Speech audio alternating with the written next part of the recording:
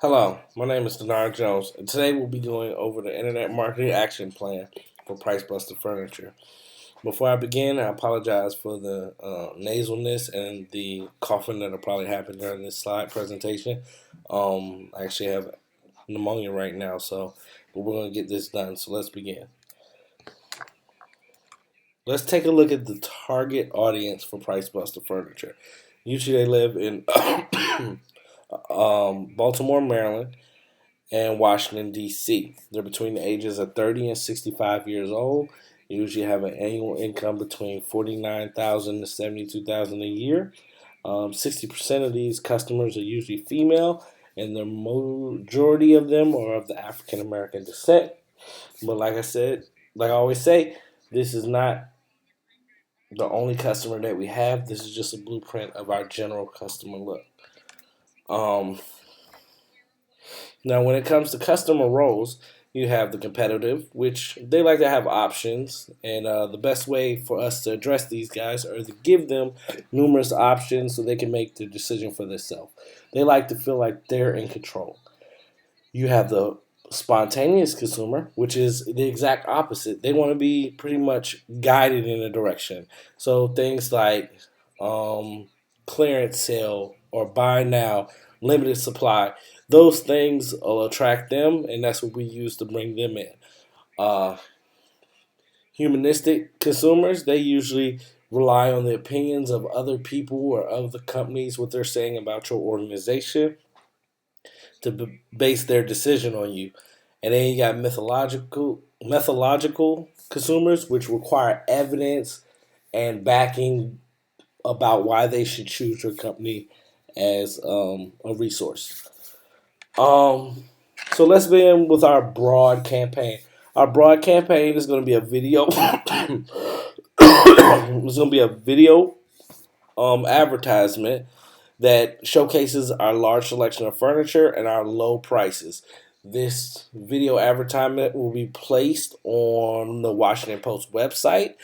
And if you take a look at our best and worst case scenarios, the ATV or the average transaction value is about $1,000 in furniture business. Um, the conversion rate for the best scenario will be 0.75%. Washington Post exposure is 88 million people, and the estimated revenue would be 1.5 million. Worst case scenario, conversion rate would be zero, and we would make no money off of it. A special incentive to get these consumers to try out our product would be offering 10% off purchases when using the promotion code DC Post. Moving on to our targeted campaign strategy, we would actually use now the Baltimore's newspaper, which is the Baltimore Sun. We would still use the same general video advertisement showcasing our large furniture supply and our low prices, but this one we specifically put it into the home sections of the Baltimore Sun. Um, Once again, for best case scenario, ATV is still $1,000. The conversion rate would probably be 1.50%. The exposure would be 2.5 mil. I mean, I'm sorry, 2.7 million, and the estimated revenue would be $144,000. In worst case scenario, 0% conversion rate, nothing earned. Again, um, the special incentive, we could offer a 10% off purchases when using the promotion code The Sun. Um, Next, we have the intention based campaign strategy. And in this one, we will use keywords, selection, and Google AdWords and stuff like that to make ourselves searchable through these search engines by phrases that are used searching for furniture sales. In the best case scenario, the conversion rate would be 2.0. With on average, using these keywords, dealing with furniture companies, you're looking at 164,000 exposures, which the estimated revenue for that would be $36,000.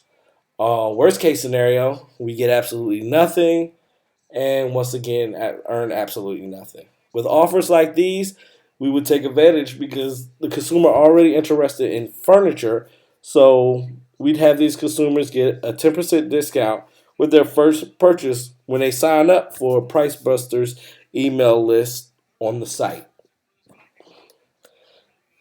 Our last strategy would be the email newsletter campaign. Um, This newsletter, we still use the Baltimore Sun.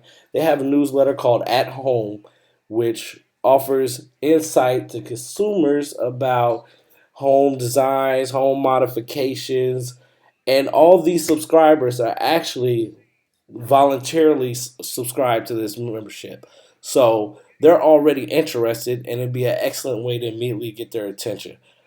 The best case scenario for this, the conversion rate would be 10%. The exposure would be about 36,000, and the estimated revenue from this is $365,000. Worst case scenario, once again, conversion rate is zero. Estimated revenue would be zero as well. Now, for a special incentive for this, we will also, since these consumers are already interested in furniture, we'd also offer 10% discount for these consumers that sign up to the Price Buster Furniture's email list on the site. Oh. Now, to do landing page testing, the following items will be used. We'll use Google Analytics. That way we can have an understanding of where our traffic is coming from, what's working and what's not working, and bringing people to us. We'd also monitor online sales numbers. This would let us know, if we're actually increasing or decreasing in our conversions on our website. We will also use multivariation testing to ensure that what we're using is creating a peak marketing product for us. If not, we can alter variables here and there and find that maximum potential for advertisement. And then, of course, social media. What people are saying, and when I say social media, I don't mean just like Facebook, Twitter, I mean blogs and everything. We need to monitor as well what people are saying about us and respond to that accordingly.